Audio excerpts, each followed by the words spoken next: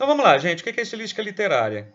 E aí, para o Damaso Alonso, ele diz que tem três modos de compreender a obra literária. Olha, isso é importante para a gente. A gente gosta de coisa prática, né? Três modos de compreender a obra literária, marcados por um crescente grau de precisão.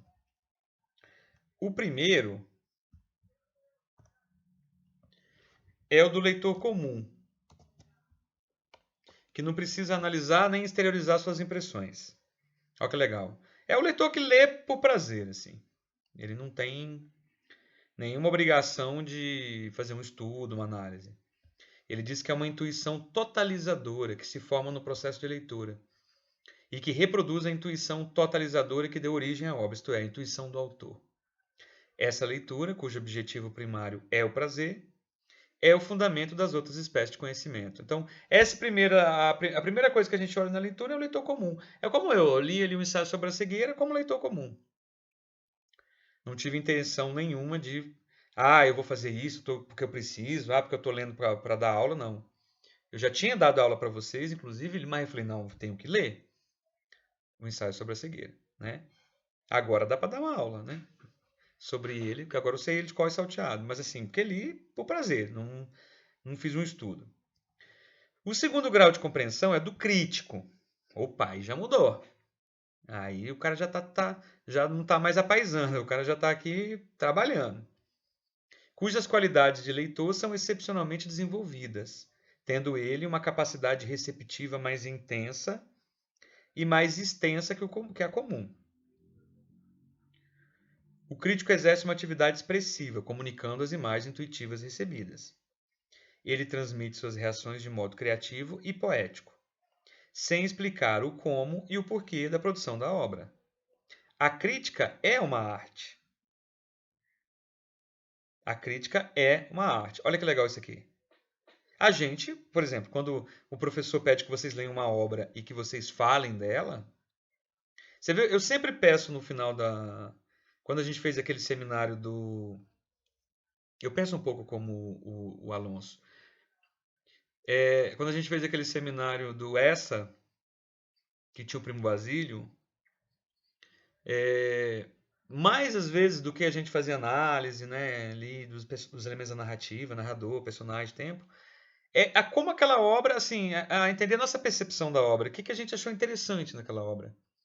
É o que nos levou ou não, e aí a gente tem que ser sincero, a gostar ou não da obra. Quer dizer, também o que afugenta a gente é motivo da gente falar, a gente tem que se expressar, né? E a leitura que tu faz da obra, como você atualiza a obra, isso também é uma arte. Também é uma arte. A crítica é uma arte. Legal, essa frase aqui eu acho top.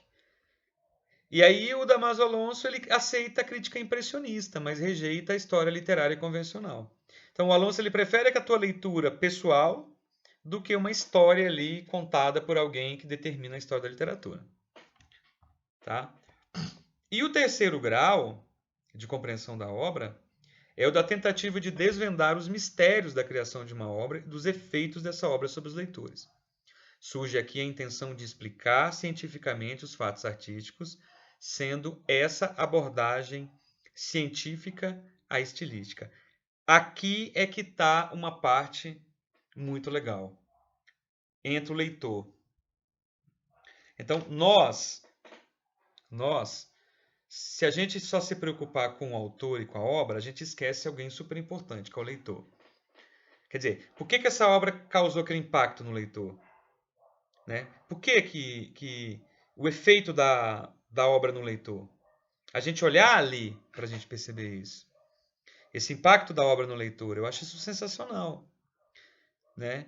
Quando a gente domina as linguagens, a gente entende como ela causa efeito no outro, a gente já adquire um poder muito grande. E o que é o escritor? O escritor é um cara que desenvolveu uma técnica de penetrar na cabeça das pessoas. E quando você domina isso, é o mais importante da obra literária. Né? Você escrever uma obra e conseguir entrar na mente do cabra. Né? Você vai chegar lá na mente, você vai conseguir inserir ali aquele livro lá nos neurônios da pessoa, ficar marcado no coração da pessoa. Então, esse efeito do leitor. Eu acho que a gente olha muito para a obra, mas a gente tem que entender o leitor. Nós, primeiro, como leitores, mas entender os próprios leitores. Né? Que estratégias que a obra tem para ter esse efeito? E quando você domina isso, você domina tudo. Né? Ainda mais na época que a gente vive hoje. A gente tem uma estilística própria hoje de comunicação. Né? Então você pergunta, por que as fake news prosperam tanto? Mas tem um aspecto que é interessante que a gente que é da área de letras, eu, vocês, a gente tem que perceber. Por que ela funciona tão bem? O que tem nela? Né? Que elemento estilístico tem nela que chama a atenção das pessoas e que causa o efeito? Porque assim, a gente pode dizer, ó, a fake news é um crime. Ela porque você levar uma mentira para uma pessoa, você cria um efeito naquela pessoa que de repente você pode não controlar. A pessoa pode ter vontade de matar, a pessoa pode ter vontade de fazer uma merda. Então você tem que ter responsabilidade sobre a informação que você manda. Se você manda uma informação mentirosa, vai ter um efeito, né? Mas por que tem naquela linguagem que causa tanto efeito na pessoa, né? Do ponto de vista formal. Que formato, né? A escrita, as palavras, a organização, né? Esquecendo o malefício da fake news, mas olhando ela do ponto de vista estrutural, estilístico, como que ela é feita que causa tanto efeito. É claro que aí, se vocês tiverem interesse um dia de estudar isso aí, vocês vão ver, tem um livro da Lúcia Santaella chamado A Era da Pós-Verdade. Aí há uma explicação no campo da pós-verdade. Entendeu? Aí vocês vão achar a explicação lá. Mas estilisticamente ela é feita de uma maneira. Tem alguma palavra de efeito, uma estrutura de efeito, um layout de efeito. Tudo isso a gente pode estudar na estilística também. Não é a nossa estilística literária, porque a nossa estilística literária não vai se dedicar a isso. A nossa estilística literária vai se dedicar à literatura, que é um gênero muito específico. Né? Um gênero muito específico. E na leitura que eu fiz de vocês aqui, uma coisa que a estilística leva em conta as grandes obras. Poderoso da estilística literária é o Leo Spitz, que está ligado à estilística idealista. Ele acredita que tem um padrão certo de beleza. Os idealistas, pessoal, são aquelas pessoas que acreditam que tem uma coisa superior, assim. Por exemplo, não sei se vocês são idealistas. Idealista é aquele que acredita no amor eterno. Vai ter um amor daqui, desse plano, mas tem um amor superior, que é o amor real, assim, o amor mais profundo que pode ter, né? Vamos dizer, a soma de todos os amores. O platonismo, né? O Platão era idealista, né? Ele acreditava no amor que supera tudo, né? Então, o idealista é um cara que acredita que tem um estilo supremo, né? Digamos que o estilo mais superior que exista, estilo de Deus, né? O estilo superior, o estilo supremo, a base de todo estilo, né? É como se a gente imitasse esse estilo. Então, por isso que ele é chamado de idealista. Se alguém perguntar lá numa prova o que é idealista no ponto de vista da estilística, é como se você pensasse assim, o estilo supremo, assim, o pai de todos os estilos e a gente se inspira nele, né? E aí ele explica que é tudo isso por se prender a filosofia idealista do Benedetto Croce e do Karl Vossler. São dois caras importantes aqui, o Croce, principalmente na questão filosófica idealista mesmo, voltada para a linguagem, né? Mas também aparece aqui, ó, vocês estão vendo aí, espero que, deixa eu aumentar um pouquinho aqui para ficar mais estiloso, psicológica, ó, né? A gente tem aqui a psicológica, porque interessa a psicologia do escritor. Isso é uma coisa legal, né? Tipo, você se preocupar com a psicologia do escritor. Então, vamos dar um exemplo aqui para vocês. Cruz e Souza, poeta brasileiro, já ouviram falar, né? Simbolista Cruz e Souza. O Cruz e Souza, ele tem uma coisa com o branco, né? Ele escreve muita poesia com branco, a cor branca. Então, véu, mármore, aquele mármore bem branquinho. Flores que são mais rosa branca tem, gente? Estou inventando já, né? Não, flores. Acho que rosa branca não tem. Tem, né? Tem uma que é copa de leite. Copo de leite, não sei se é. É um tipo de flor bonita também, né? Então o Cruz de Souza ele tinha essa coisa do branco. Aí as pessoas querem descobrir por que que ele tinha esse cor branco. Isso é alguma coisa psicológica dele, né? É uma coisa que afetou ele na vida, né? Então o cara vai resgatar lá esse estilo dele por alguma coisa psicológica. A psicologia do escritor. E a genética, né? Por pretender chegar à gênese ou à origem da obra literária.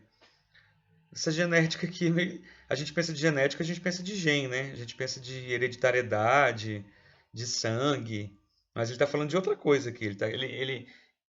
Uma coisa que é legal na estilística é que a gente vai procurar o estilo universal. Então a gente vai voltando no tempo para encontrar o estilo que quem começou. Digamos que Adão e Eva, quem foi o primeiro cara que fez poema no mundo, né? Uma pintura rupestre lá. Bem, uma pintura rupestre não, porque, digamos, vamos assim, imaginar que seja antes de Adão e Eva, no caso. Vamos pensar assim, Adão e Eva como um marco temporal. Bem, Adão e Eva, se Adão escrevesse, ele fez um poema para Eva. Não sei se ele dominava a escrita, então tá, fez uma poesia. Poxa, de tudo que foi feito de lá para cá, quem é o pai da escrita aí, no caso? O Adão foi um dos primeiros caras que escreveu, então a gente vai repetir, vai evoluir a partir dele, a partir do texto dele. Mas os primeiros textos mesmo, eu acho que textos assim codificados, poesia, tem textos antigos, né? Tem textos em sânscrito, que é uma língua hoje morta, mas já foi viva, o hebraico, né? O grego mesmo também é bem antigo, o grego, né? Lá bem antes de Cristo. Então, tem uma pessoas que escreviam aqueles poemas. Não, você pega hoje aí, tantos anos depois, a gente procura a genética, né? A origem. Quem escreveu primeiro? Primeiro texto.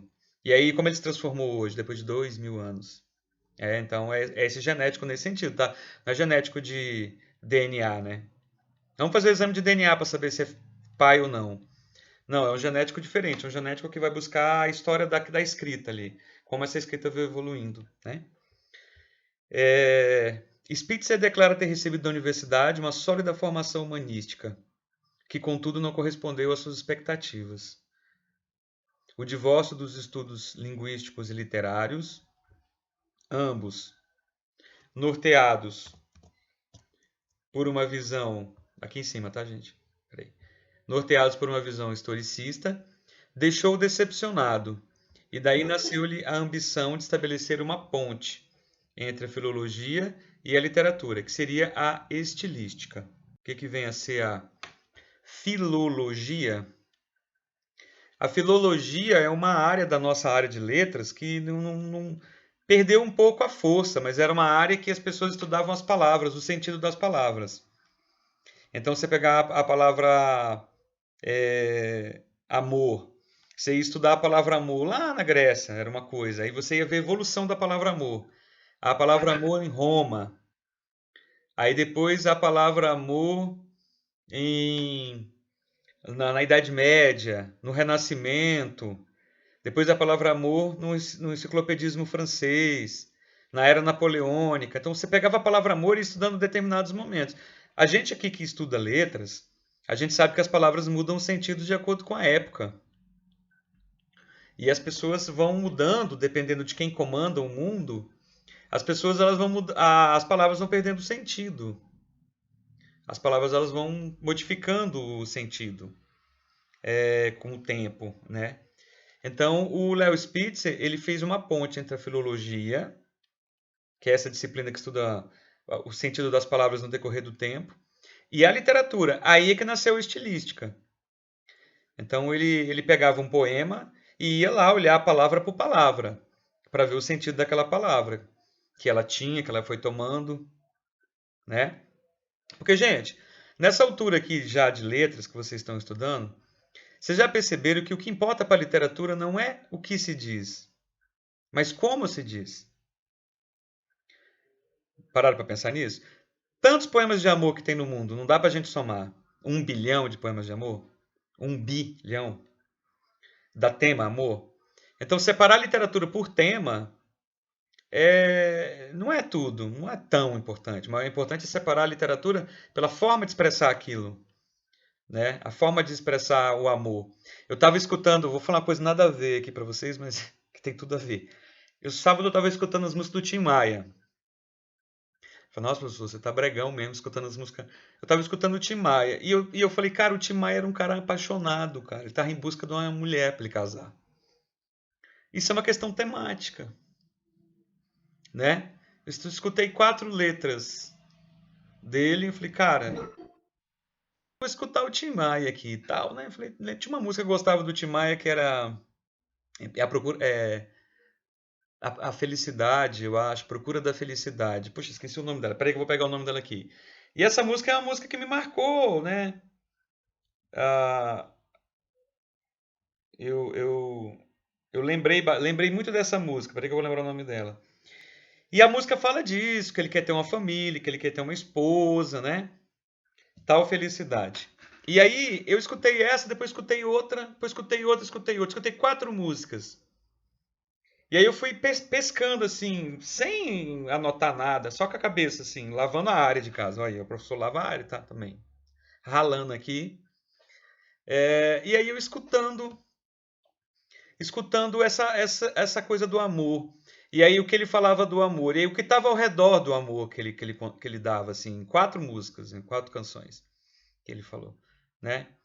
E aí eu fui, a cabeça foi pensando assim, separando esse amor que ele falava e vendo o que esse amor, que tipo de amor que ele queria, né?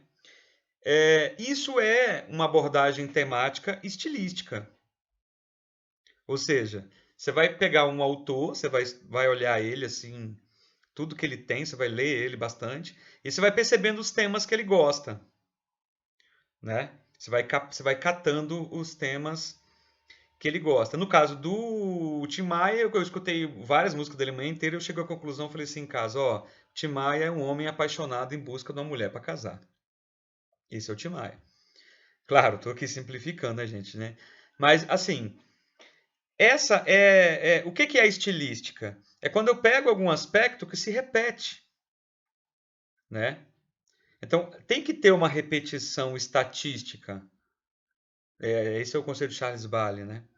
A gente tem que ter uma repetição de uma temática, e essa temática, ela, claro, ela vai se sofisticando e tal, mas é isso que eu vi no Tim Maia. Agora, a temática é uma coisa perigosa para a gente analisar, porque a temática não sustenta o Tim Maia.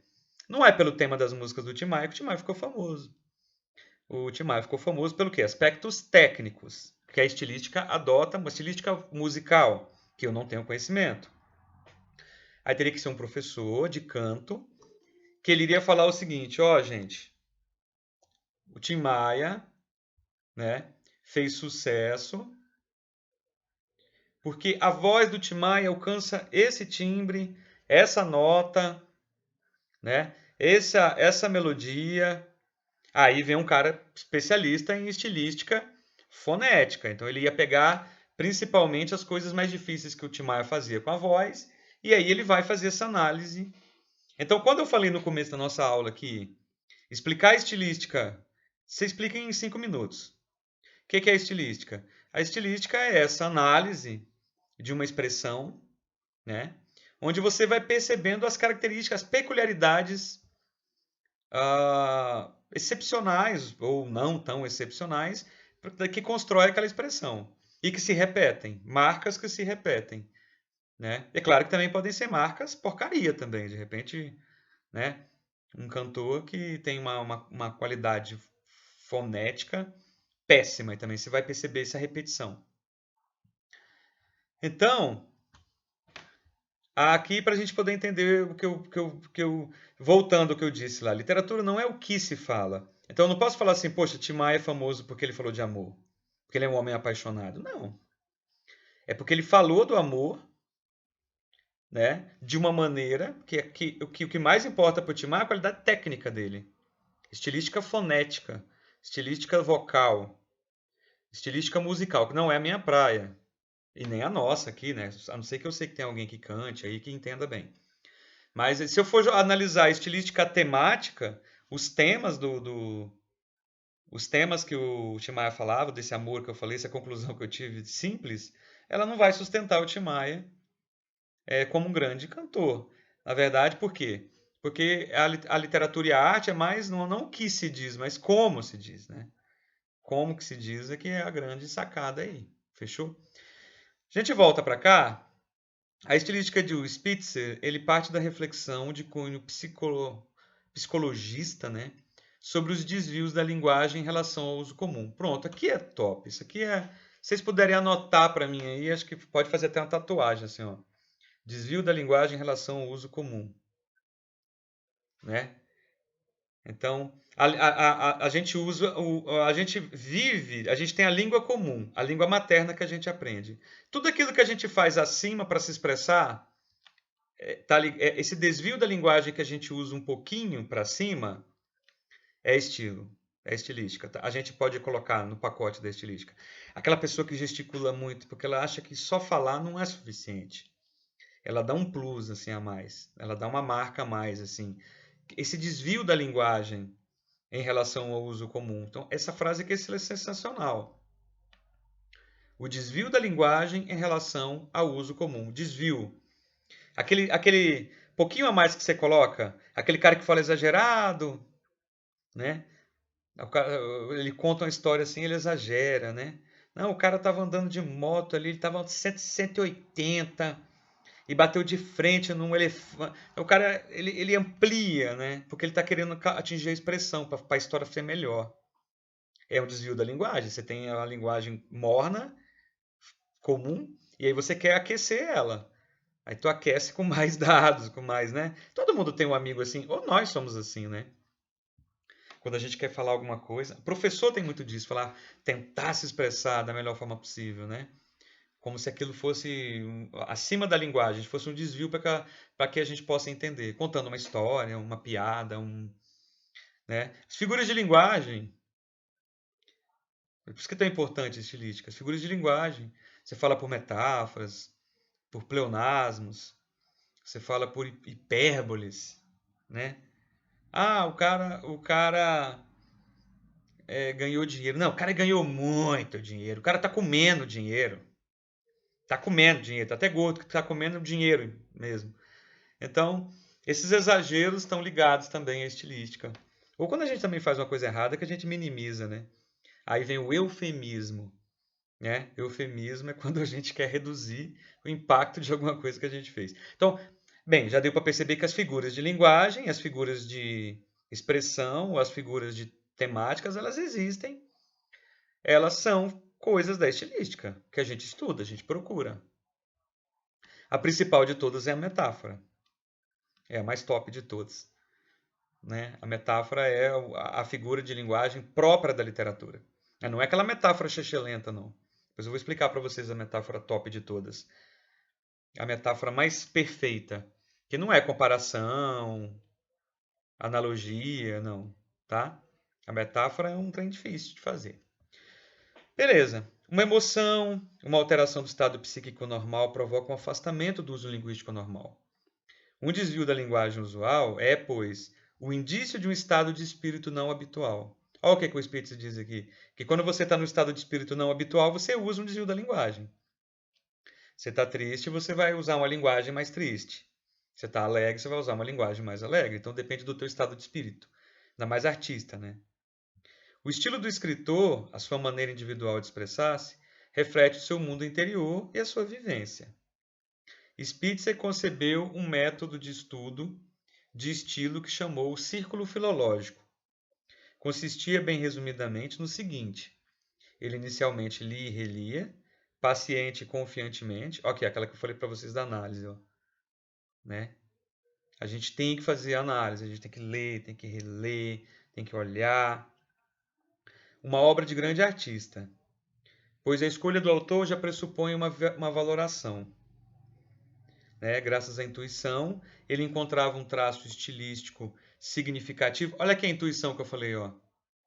Eu lavando a área lá e prestando atenção na música do Tim Maia. Eu falei, ô rapaz, essa aqui tem um negócio aí, hein? Né? Tem um negócio aí, tem um negócio aí.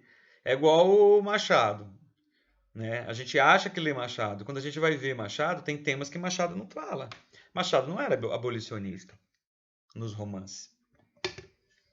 E Machado viveu a época do abolicionismo, mas não era. Eu falo muito de Machado, eu não sei por que eu falo muito de Machado, porque eu vou falar de outro. Parece que eu sou um fanboy do Machado, né? Eu gosto do Machado. Eu gosto do Machado muito. Mas assim, deixa eu falar de outro. Mas acho que eu não sei de outro. Não, tô brincando. O Cruz de Souza. Vamos embora falar do Cruz de Souza, então. Que pra mim é oposição ao Machado, né? O Machado viveu uma vida mais de riquinho e o Cruz de Souza viveu uma vida de pobre, né? O Machado tomava café no Confeitaria Colombo e o Cruz de Souza trabalhava de contínuo no Estação Central, sofrendo, ganhando uma miséria e filho morrendo. Acho que o Cruz de Souza perdeu 2 ou 3 filhos. Depois vocês podem pesquisar melhor. É o poeta que mais sofreu desse mundo. Ninguém da poeta sofreu igual o Cruz de Souza. Ninguém. O homem já tem que ganhar um troféu só pelo sofrimento da vida dele. Né? Então, só o fato do que esse homem sofreu, ele já merece né, um prêmio, um Oscar, né? Porque o bicho sofreu muito. Mas se você pega o Cruz de Souza, você olhar o Cruz de Souza, você começa a ler o Cruz de Souza, você vai percebendo que ele tem muita coisa do Baudelaire escrito nele, assim. Coisa, por exemplo, como o abutre, pássaros típicos do Baudelaire, coisas, corpos em decomposição, o Cruz também tinha muito. Muita coisa ligada àquele tom pessimista do spleen, do Baudelaire. Então, tu vai lendo e aí tu vai vendo aquilo, assim. Só que a estilística é uma coisa também complicada, porque você tem que ter uma base para poder achar, né? Você tem que ter uma base para achar, assim, você não é do nada que você vai ler assim, você vai. Tá dizendo aqui, ó, que graças à intuição, ó, ele encontrava um traço estilístico significativo que servia de ponto de partida para a penetração no centro da obra, que isto é, o espírito do autor. O princípio de coesão. É esse espírito do autor que eu estou falando do Cruz de Souza. Só que eu acho que o Cruz de Souza, por mais que ele tenha sofrido em vida, Rômulo, né? Uma bactéria. Eu não consigo ler na obra dele, tanto Missal quanto Broquete, estudei bastante essas 2 obras.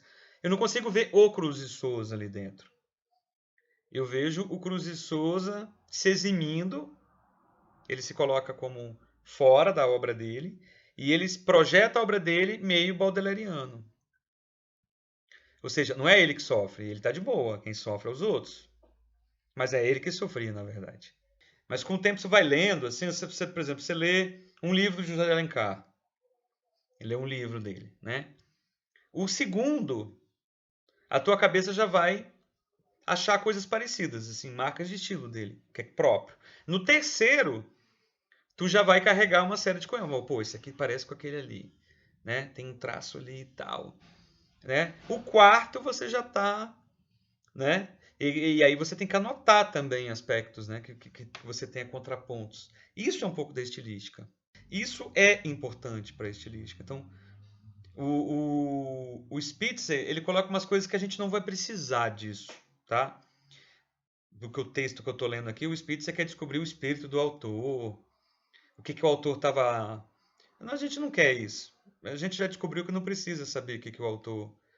O Carlos Drummond fazia poema no banheiro. Então o Drummond ficava... Pô, saber o espírito do Drummond é complicado. O Drummond gostava da infância dele nessa de Itabirito. Beleza, legal, né? Mas para você pensar, gente, vocês que estão aí me ouvindo, não é mais interessante a gente saber como que o Drummond processava essas experiências dele e levava isso para outras pessoas, né? Para que essas outras pessoas sentissem o que ele queria, né? Que essas pessoas sentissem. Não dá para você recuperar o que um poeta sentiu. Não, nem é necessário isso. A gente não se importa o que o cara sentiu. A gente quer a capacidade dele fazer a gente sentir, né? A capacidade dele. Por exemplo, vou dar um exemplo no cinema agora. Tem um filme que está indicado ao Oscar no cinema, Cara, eu vi duas cenas daquele filme, eu já achei que aquele filme ia ser um filme bem tristão, que é um filme chamado A Baleia. Não sei se você já. Filme novo agora, da Baixa aí Pirata, que é bom pra assistir. Com aquele. Um ator que sempre fazia filmes assim, A Múmia. E agora ele pegou assim um filme dramático pra fazer, sim, bem dramático. Inclusive, parece que ele tá com chance de ganhar o Oscar aí de melhor ator. É, a gente, poxa, o cara fez a vida inteira cinema comum, esses cinemas assim, blockbuster, cinemão mesmo de ação, aventura, né? E aí, de repente, o cara, com essa história toda, faz um filme assim totalmente introspectivo, emotivo. Então, é difícil o Spitzer aqui tentar entender quem era esse ator, assim, onde estava essa arte dele agora tão especial e tão triste, intimista, de um cara que não fazia isso. Então, se você vê estilisticamente, o estilo dele era ser um galã daqueles filmes tipo de herói que carregava sempre aquela mulher na corda. Ele já foi o Tarzan. E agora ele está fazendo um papel bem dramático. Estilisticamente, depois vocês dão uma olhada, pessoal, confere aí a baleia. Aí não é baleia de baleia mesmo, assim, de baleia de mar, né? Depois vocês dão uma olhadinha. Eu não assisti não, mas pelo jeito é bem, bem bom. E assim, eu não acredito que ele leve o Oscar de melhor ator. Acredito. Pelo que tá a crítica aí, né? Tá falando dele, eu acho que ele vai. Bem, vamos avançar um pouquinho. Que eu disse aqui que o Spitzer queria chegar ao espírito do autor, né? Esse princípio de coesão que está dentro da obra. A associação desse pormenor a outros permitia a apreensão do princípio criador, da forma interna, enfim, levava a visão totalizadora da obra. E esse princípio criador devia ser confirmado pelos múltiplos aspectos da obra. Bem, vou explicar esse pedaço aqui. Esse pedaço aqui complicou um pouco, né? É como se fosse o seguinte. Vamos lá. O Cruz de Souza fez duas grandes obras, né? Missal e Broquéis. Uma obra de poesia, uma obra de crônicas, assim, contos, né? É uns contos simbolistas bem curtos, bem meio amedrontadores, assim, né? Você pega e estuda pedaços assim do Cruz de Souza, de uma obra e de outra, pequenas marcas dão a totalidade da obra. Ou seja, você estuda uma característica aqui, outra característica ali, outra característica da obra aqui, outra característica da obra aqui. Quando você junta tudo isso, você tem o estilo completo do autor todo, que está em pequenas marcas, em pequenas obras. Mas não tinha como publicar. A obra do Cruz de Souza não era entendido naquela época. Não era o estilo de época. Né? Era outro estilo na época. Não dava para entrar essa obra. Essa obra ia fazer assim um pipoco na época. Então não dava, não deu para ajudar, né? O Cruz de Souza e aí ele foi né? Mas assim, as pequenas características do Cruz de Souza, do que ele escreveu, você junta a obra toda, a visão totalizadora da obra. É o todo, né? Que aí você está encontrando o princípio criador. Aí ele diz, uma marca dos trabalhos do Spitzer foi o pensamento de que a intenção do autor é algo específico, definido. E em princípio, então ele diz assim que é, é como se ele falasse o seguinte, que quando você é um estudioso da estilística tão top, você tem tanta capacidade de entender até o objetivo, a intenção do autor. O que ele queria com aquela obra. O que eu acho uma mentira. Difícil. Você tem algumas obras que dá para você chegar até a intenção do autor, né? Mas a pergunta é, para que também chegar até a intenção do autor? Porque às vezes a intenção do autor era menor do que a obra criou.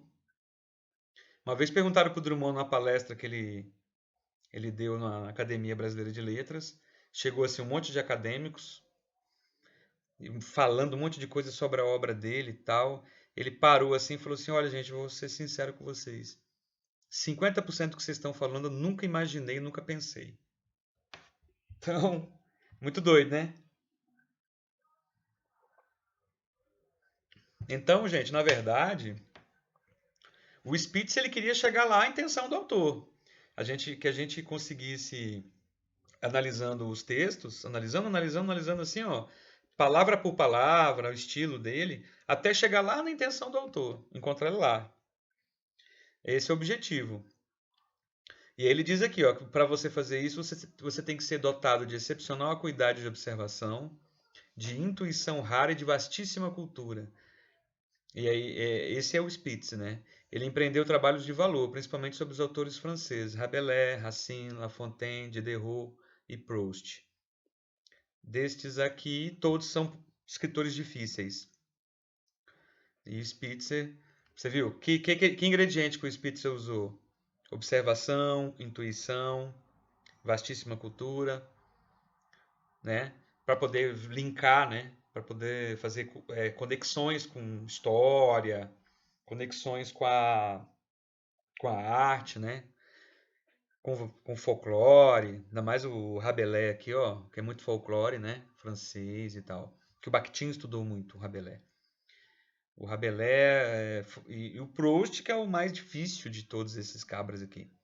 O Proust escreveu Em Busca do Tempo Perdido, é livro que não acaba mais. Você começa lendo hoje, você só vai acabar quando você tiver com seus netos. Esses 4 volumes gigantes de livro. O cara já olha e já não lê. Fala assim, não, eu vou deixar para esse aqui eu vou dar puladinho, vou deixar mais para frente. Eu ainda não li Proust. Tem gente que fala, ah, eu li e tal. Eu não minto, eu não li, né? Não dá. Proust eu preciso de um preparo aí, mas daqui uns 20 anos eu vou encarar ele. É difícil. É bem difícil o Proust. Eu li, ó, Virginia Woolf.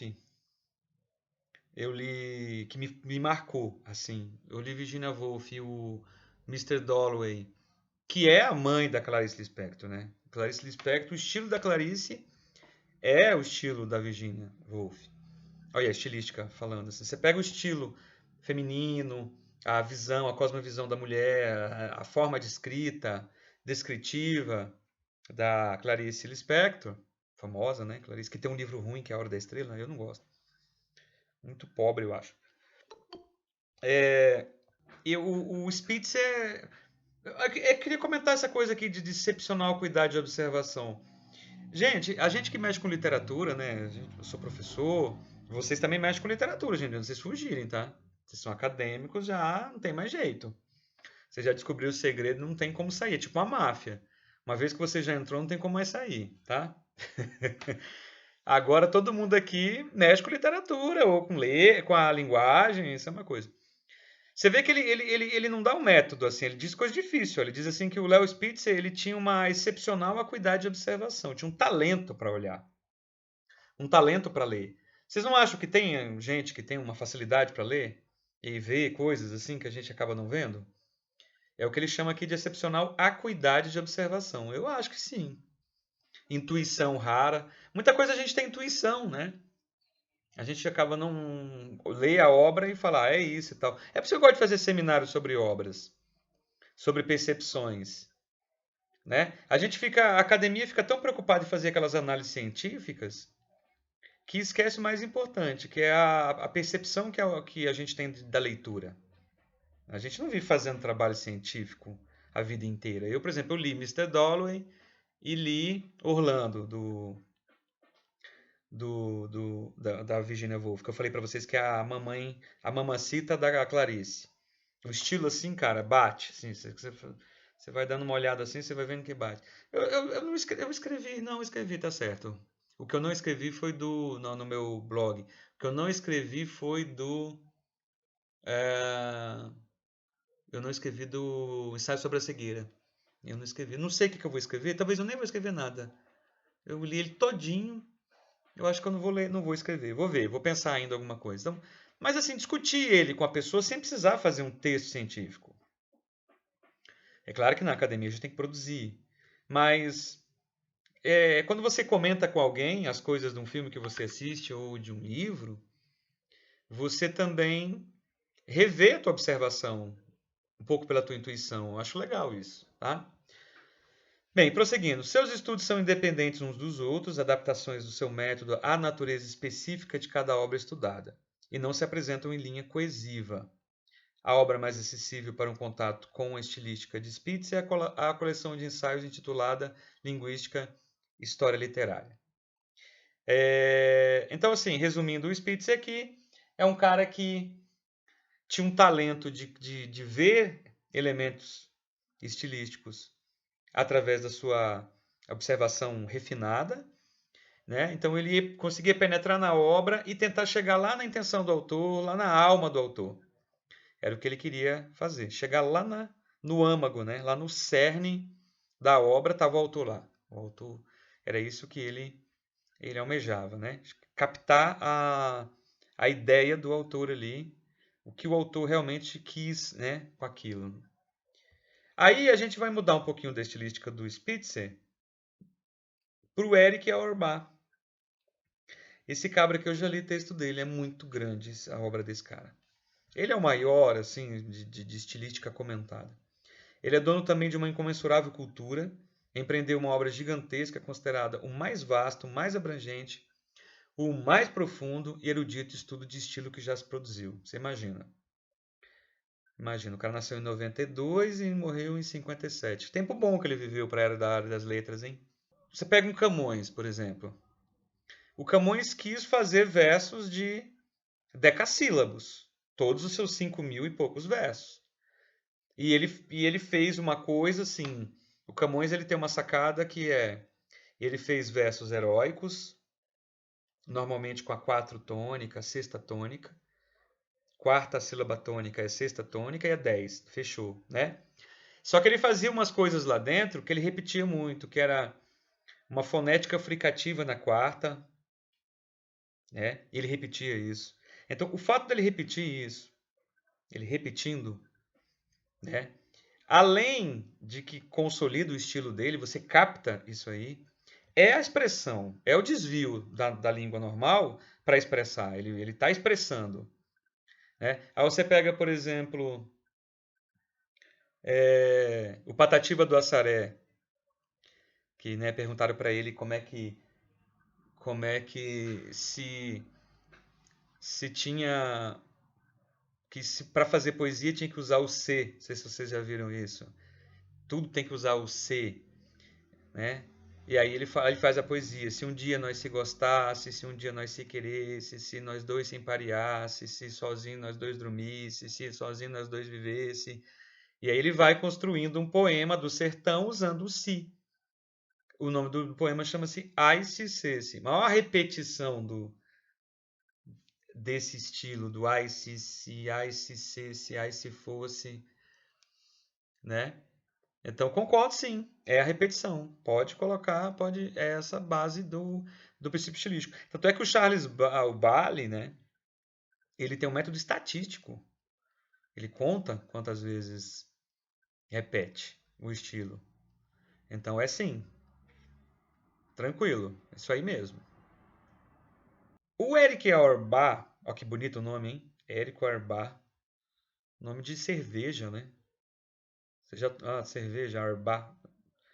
Você vê, tem uma estilística de nome de cerveja, né?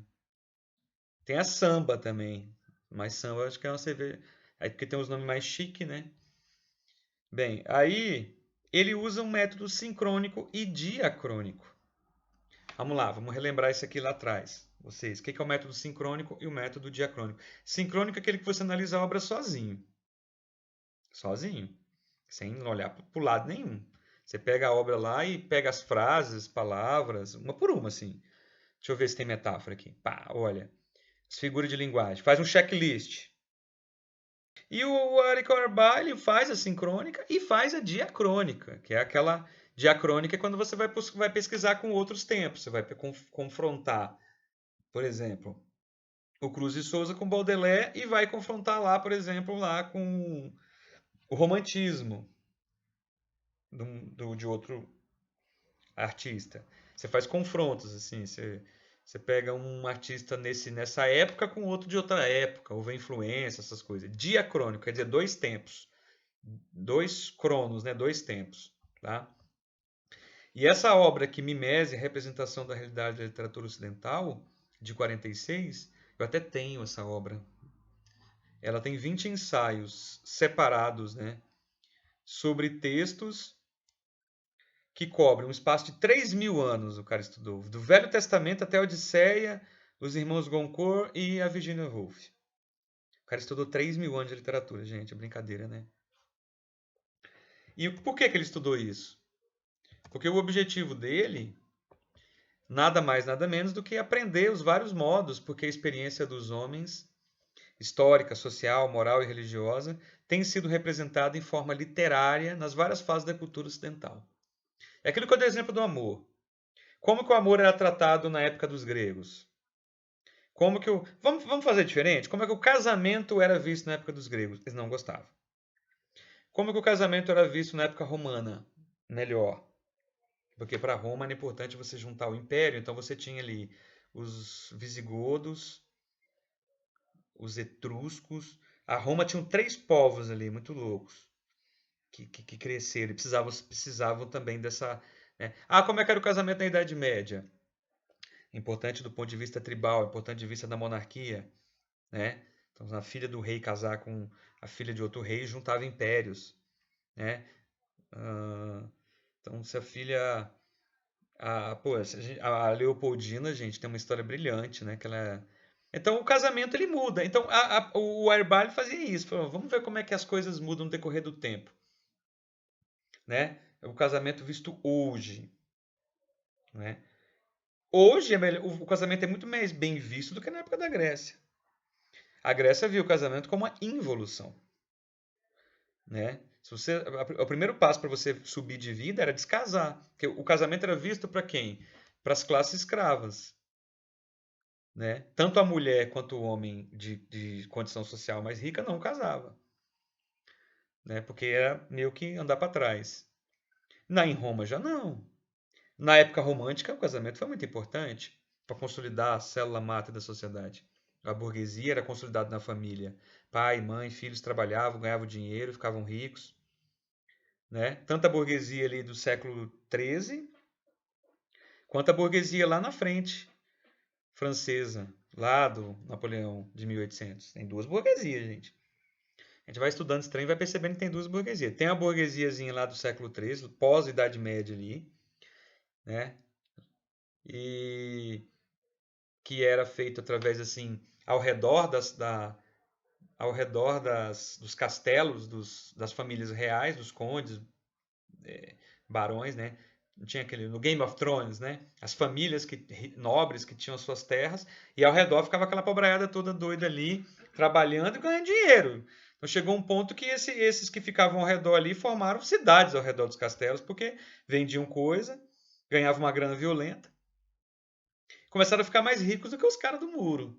Os fora do muro começaram a ficar mais ricos de dentro do muro. Né? O sistema feudal foi acabando ali. O sistema feudal foi acabando porque os burgueses começaram a ter grana. Começaram a comprar terra. A terra da nobreza. A nobreza torava tudo, rasgava, como diz o povo, né? Com bebida, festa monumental. E aí ele diz que cada ensaio tem a densidade e particularidade de um erudito artigo individual, mas o conjunto é dirigido por um só propósito e dele emerge um padrão coerente e não forçado. A conexão entre as observações linguísticas sobre o vocabulário ou sintaxe e as demais considerações a que elas conduzem é sempre clara. Ele está explicando aqui como é a escrita do Orbach, né? Então você vê que o Orbach ele presta atenção no vocabulário, nas trocas linguísticas, né? E diz aqui, ó, Orbach é um historiador da cultura e chega a conclusões de grande alcance e generalidade. Mas essas considerações são sempre apoiadas com segurança em uma base linguística. Ou seja, ele tem a interpretação dele dos livros, mas ele está sempre explicando, ele está sempre explicando a importância da linguística, né? Da expressão, da palavra para chegar até isso. Não é só que interpretação vazia. No dizer de Vitor Manuel de Aguiar e Silva, estou com o livro dele aqui, do Vitor Manuel de Aguiar e Silva, ele tem um capítulo só sobre semiótica, semiótica literária. O livrão dele está ali, enorme. Teoria da literatura.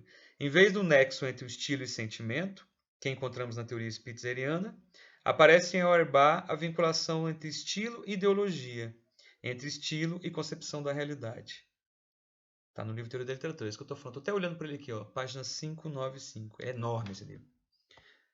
Então, gente, é como se... Vamos fazer a separação.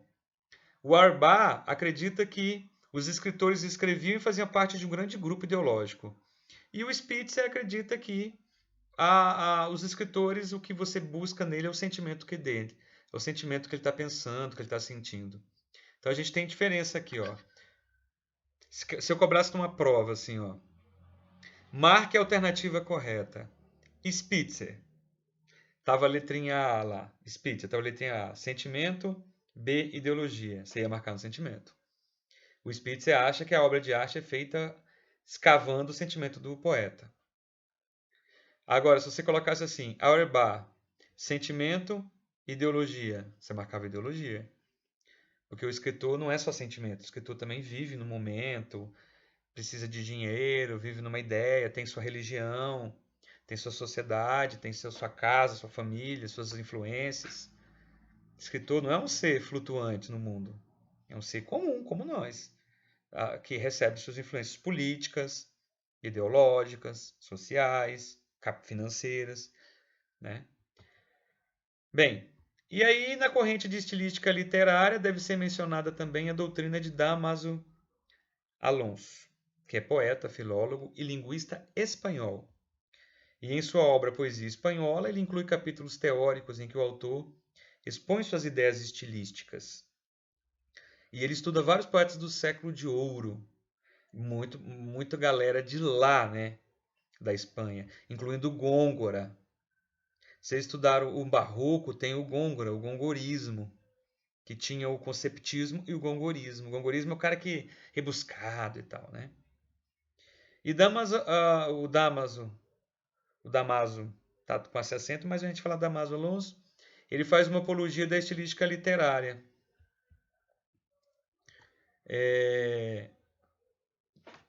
Ele diz aqui, ó, que ela deve ser considerada a irmã mais velha e guia de toda a estilística da fala usual e não a sua borralheira. Então aqui o Damaso Alonso ele fala assim, ó, gente, a estilística literária não é a irmã pobre, ela é a rica da estilística. Porque é na literatura que a gente tem o melhor da estilística. E aí eu brinco aqui na sala aqui com os alunos aqui no primeiro período, eu disse para eles que a língua é o leite e a literatura é o iogurte ou o queijo. O que vocês gostarem mais? A literatura é um produto refinado do leite.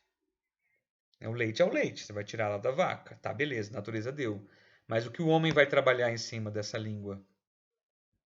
Ele vai fazer o queijo, vai fazer o iogurte, que é a literatura, né? É daí que vem a estilística literária. Ela vai pegar esse Todd, né? Esse mel aí que é produzido a partir da matéria-prima, né? Da língua. Que deve ser considerada a irmã mais velha e guia. Beleza. Então, o objeto da estilística é bem amplo, global, eu ia falar global, abrangendo o imaginativo, o afetivo e o conceitual. Olha que legal isso aqui, ó. Então, o objeto da estilística, o objeto, ele é muito amplo. Então, ele tem o imaginativo, o afetivo, que lembra o Spitzer, e o conceitual, que é dar nomes, né, dar conceitos aí. A obra literária caracteriza-se pela unicidade, por ser um cosmo e um universo fechado em si. Ou seja, toda obra literária encerra um mistério e sua compreensão depende basicamente da intuição, podendo-se, entretanto, estudar cientificamente os elementos significativos presentes na linguagem. Só merece estudo as grandes obras literárias. Oh, tadinho das obras pequenininhas, não pode? Aquelas produções que nascem de uma intuição, quer poderosa, quer delicada, mas sempre intensa, e que são capazes de suscitar no leitor outra intuição semelhante à que lhe deu origem. Olha que legal essa citação aqui.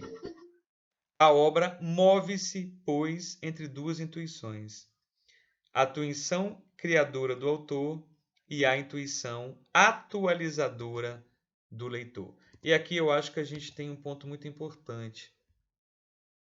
Essa parte aqui eu acho muito legal, porque O Damaso Alonso, primeira vez que ele vai se preocupar com o leitor.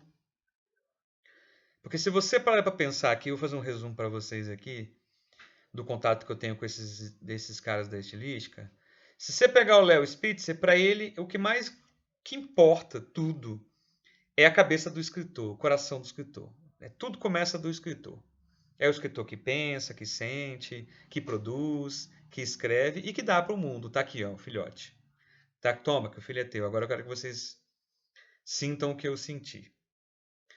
O Spitzer, aquele primeiro.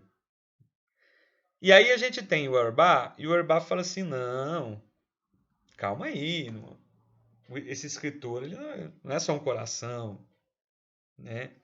Esse escritor está dentro de uma sociedade, está dentro de um universo, de uma ideologia. A gente precisa entender a ideologia que ele está, né? Mas também não se preocupou com o leitor. Mas é quem realiza a obra, gente. Para quem que todo o presente da literatura vai para quem? Vai para o seu leitor.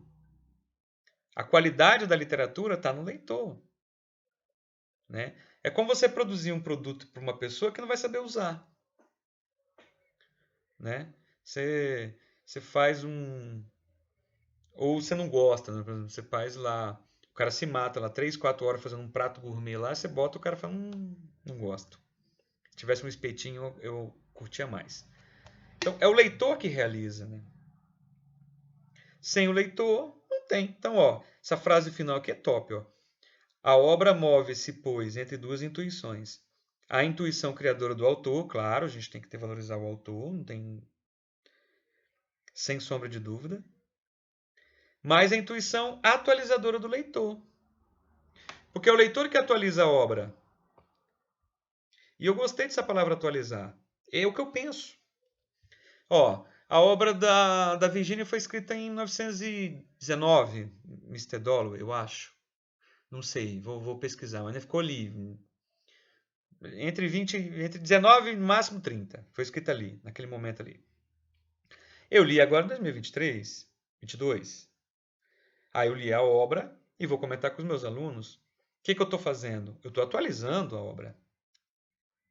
Aí eu passo ela para uma outra pessoa. Essa pessoa vai ler agora em 2023. O que essa pessoa está fazendo? Lendo, atualizando a obra.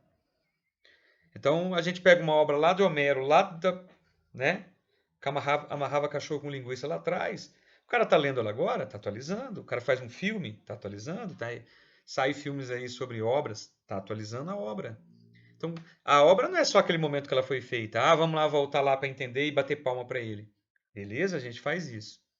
Mas o mais importante, como é que essa obra está sendo recebida hoje? Está viva ainda? Depois de 1000 anos, 2000 anos, né? Cara, Machado tem 120 anos, 130 anos que o cara escreveu. O Curtiço, ele tem 130 anos, o Curtiço. E conta a história da favela no Brasil. Muito importante para entender como era a favela. A primeira favela do Curtiço, nas pedreiras e tudo, começa ali. Né? E depois quem vai contar um pouquinho melhor também é o Lima Barreto. Ele vai abordar a questão dos morros, que já começa ali, já no começo do século. Essa galera vai começar a contar isso aí. Então, a gente atualiza a obra. Concorda comigo? Então, o Damaso Alonso, ele traz essa questão de que a gente atualiza.